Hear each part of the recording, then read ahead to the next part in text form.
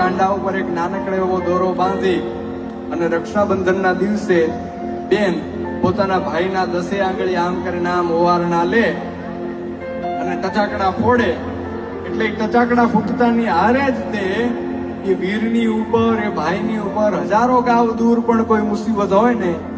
તો એ ભાંગીને ભૂકો થઈ જાય. એ તાકાત છે બેનના ઓવારણામાં, એ તાકાત છે બેનના દુખણામાં.